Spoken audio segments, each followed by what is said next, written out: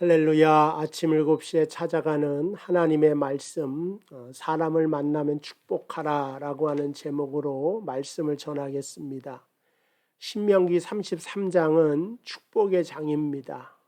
그 전까지는 모세가 때로는 하나님을 거역하고 하나님의 말씀을 거절했을 때 임하는 진노와 어떤 저주의 내용이 있습니다. 그러나 이 33장은 신명기의 이제 거의 마지막 장이죠. 모세가 축복을 하기 시작합니다. 그래서 사람은 마지막으로 갈수록 축복이 많아야 된다.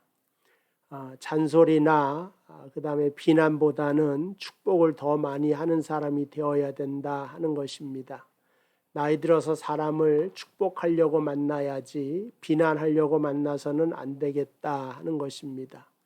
역대상 16장을 보면 전쟁이 끝나고 백성들이 다 집으로 돌아가고 43절에 보니까 다윗도 자기 집을 위해 축복을 하려고 돌아갔더라 이렇게 말을 하고 있습니다. 그러니까 다윗이 퇴근을 한 거죠. 자기 집으로 갔다. 근데 왜 갔느냐?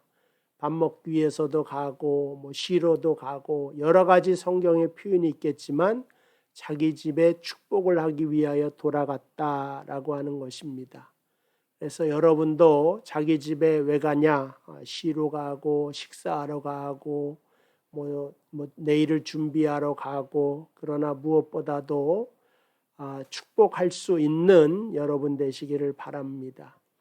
그래서 모든 것이 다 끝에 가서는 축복으로 되는 것이 하나님의 뜻이다. 예배도 보면 예배의 마침을 축도로 끝냅니다. 축복한다는 뜻이죠. 야곱도 기구한 인생도 있고 여러 가지 찬란한 인생을 살았죠. 여러 가지 고난도 많고 어려움도 있었고 그러나 창세기 49장에 보면 야곱의 축복으로 그의 자녀를 향한 축복으로 마지막으로 마무리하는 것을 보게 됩니다. 오늘 모세도 마찬가지로 신명기 33장 신명기의 말씀을 마침에 있어서 이스라엘 백성을 축복하는 모습으로 마치고 있습니다. 그 뒤를 이어서 여호수아도 마찬가지로 여호수아의 마지막을 보면 다 축복의 말씀으로 기록되어져 있고 예수님도 십자가에서의 마지막이 자기를 향하여 칼을 들고 창을 드는 자를 향한 저주나 그 다음에 그들을 향한 원망이 아니라 모든 사람들을 위한 축복의 메시지로 마치는 것을 보게 됩니다. 오늘 신명기 33장도 모세의 축복이다 이렇게 말할 수가 있죠.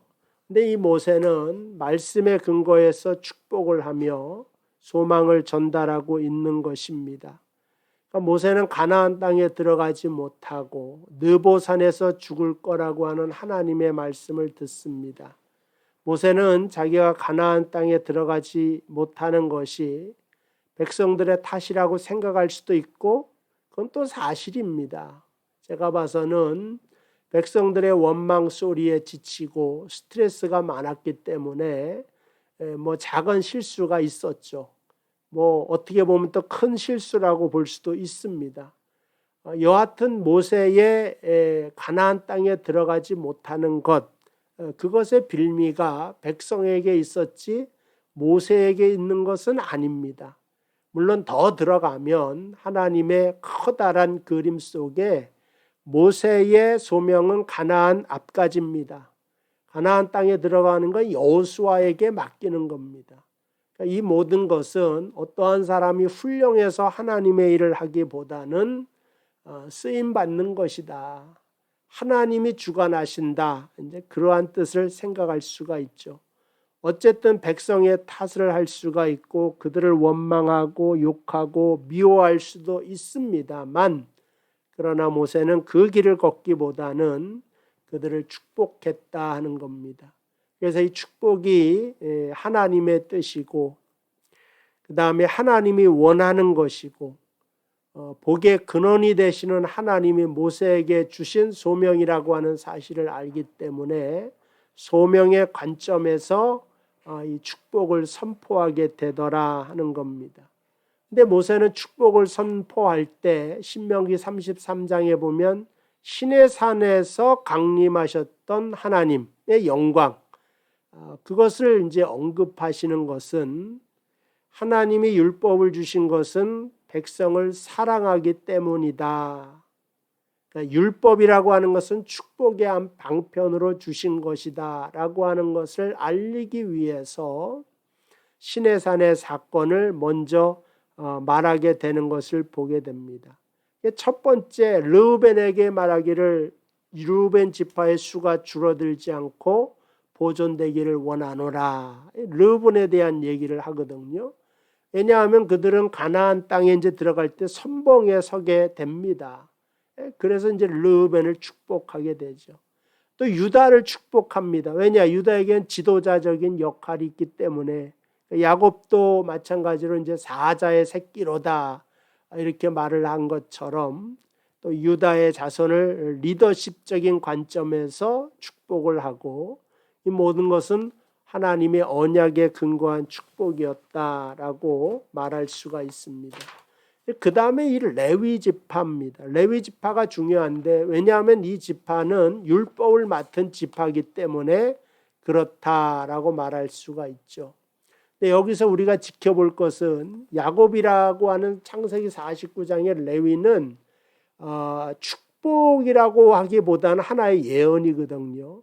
그러니까 야곱은 레위에 대한 감정이 별로 좋지 않습니다. 레위는 디나 사건으로 인하여서 세겜에서 야곱에게 커다란 어려움을 주었던 사람입니다. 그래서 그 세겜에서의 그 싸움 때문에 레위가 자신의 여동생 때문에 분노를 일으켜 여동생이 몸이 욕됨을 보고 다 그 사건에 연루된 자들을 죽여버리죠. 그러니까 그것 때문에 야곱이 커다란 충격을 받게 되는데, 그것으로 인하여 너는 그 잔혹하고 폭력적인 기질이 있는 것으로 인하여 그 분노가 맹렬하니 저주를 받을 것이다 이렇게 말하며 너는 이스라엘 자손 사이에 흩어져 버릴 것이다, 이러한 예언을 하게 됩니다. 근데 이제 그 실제적으로 모세는 뭐라고 말을 하느냐? 470년이 지났어요.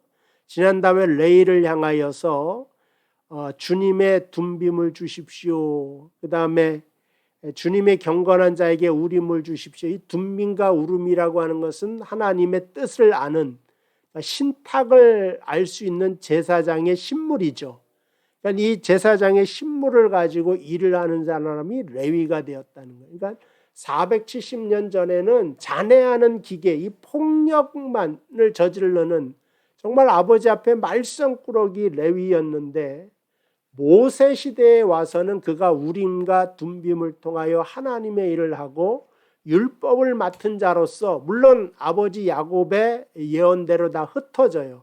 이스라엘 지파 중에 흩어 지내면서 그 지파를 향하여 제사를 지내고 지파를 향하여 축복을 빌어주고 그를 위하여 하나님의 율법을 선포하는 레위 지파가 되었다, 이렇게 말씀드릴 수가 있습니다. 그러니까 오늘날 우리가 레위를 바라보면서 나의 지금의 모습이 지금이 못나고 어리석을지라도 나의 마지막 모습은 아닐 것이다, 그런 생각을 가지시고 하나님 안에서, 약속 안에서 살아갈 수 있는 여러분 되시기를 주님의 이름으로 축복을 드립니다. 예전에 야곱의 시절에 레위는 정말 말썽 많은 아버지의 커다란 근심이요, 오죽하면 너에게 저주가 있을 것이라고 아버지가 그렇게 예언을 했겠습니까? 흩어질 거라고다. 그러나 하나님 안에서 레위가 돌아섰을 때 이 모든 것이 예언대로 진행되지만 그 속의 내용은 다 모세 시대의 축복으로 변하고 있다 하는 것을 기억하면서, 여러분에게 혹시 어려운 일이 있거나 나쁜 일이 있을지라도 화가 변하여 복이 되고 저주가 변하여 축복이 되는 그러한 주님의 역사가 여러분 인생과 가정 속에 나타날 수 있게 되기를 주님의 이름으로 축복을 드립니다. 기도하겠습니다. 하나님 아버지 감사합니다.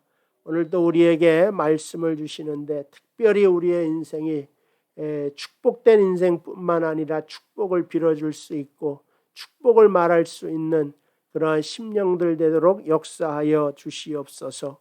오늘도 복된 하루가 시작이 되었습니다. 우리 모든 교회 교인들이 주 안에서 복을 받을 수 있도록 역사하여 주시기를 예수님의 이름으로 기도하옵나이다. 아멘.